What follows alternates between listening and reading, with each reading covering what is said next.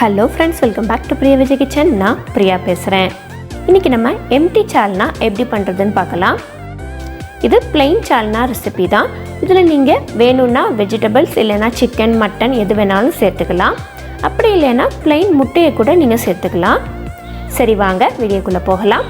அதுக்கு முன்னாடி பிரியா விஜய் கிச்சனை நீங்கள் இன்னும் சப்ஸ்கிரைப் பண்ணலைன்னா மறக்காமல் சப்ஸ்கிரைப் பண்ணிக்கோங்க. பக்கத்தில் இருக்கிற பெல் ஐக்கானையும் ப்ரெஸ் பண்ணிக்கோங்க. இது 3 ஸ்டெப் ப்ராசஸ். முதல் ஸ்டெப் ட்ரை இன்க்ரீடியன்ட்ஸ் எல்லாத்தையுமே எண்ணெய் எதுவும் ஊற்றாமல் ட்ரை ரோஸ்ட் பண்ணி எடுத்துக்க போகிறோம். முதல்ல 2 டேபிள் ஸ்பூன் மல்லி விதை, 1 டேபிள் ஸ்பூன் கடலைப்பருப்பு, கடலைப்பருப்புக்கு பதிலாக முந்திரி பருப்பும் கசகசாவும் சேர்த்துக்கலாம்.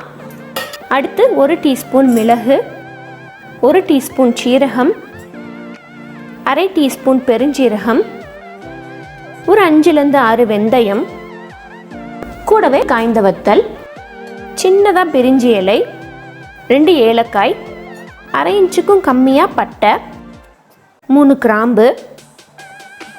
இது எல்லாத்தையும் நல்ல பொன்னிறமாக வறுத்து எடுத்துக்கலாம். நல்லா பொன்னிறமாக ஆயிடுச்சு. இப்போ இதில் 1/4 கப் அளவுக்கு துருவின தேங்காயை சேர்த்துக்கலாம். தேங்காய் ஒரு 1 நிமிஷம் வதக்கினா போதும். தேங்காய் கலர் மாறாமல் பார்த்துக்கோங்க. இதை மிக்ஸி ஜாருக்கு மாற்றிடலாம். இப்போ 2வது ஸ்டெப்பு. அதே கடாயிலேயே 1 டீஸ்பூன் எண்ணெய் ஊற்றிட்டு பெரிய வெங்காயம் 1,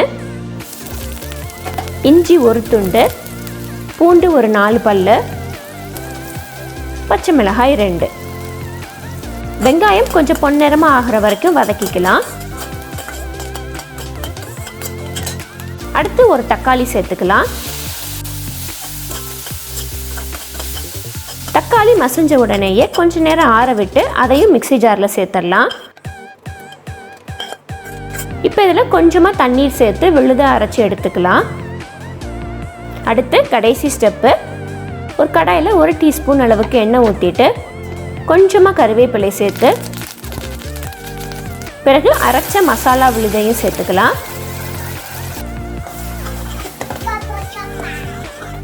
ஒரு 1.5 டம்ளர் அளவுக்கு தண்ணீர் சேர்த்து 1 டீஸ்பூன் மஞ்சள் தூள், தேவைக்கேற்ப உப்பு,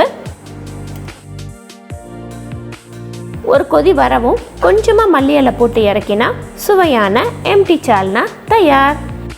இந்த ரெசிபி உங்களுக்கு பிடிச்சிருந்துச்சுன்னா உங்கள் வீட்டில் ட்ரை பண்ணி பாருங்கள். ட்ரை பண்ணி பார்த்துட்டு உங்களோட வேல்யூபிள் கமெண்ட்ஸை கீழே கமெண்ட் செக்ஷனில் மென்ஷன் பண்ணுங்கள். இந்த ரெசிபி வீடியோ உங்களுக்கு பிடிச்சிருந்துச்சுன்னா உங்கள் ஃப்ரெண்ட்ஸோட ஃபேமிலியோட ஷேர் பண்ணுங்கள். தேங்க்யூ. தேங்க்ஸ் ஃபார் வாட்சிங்.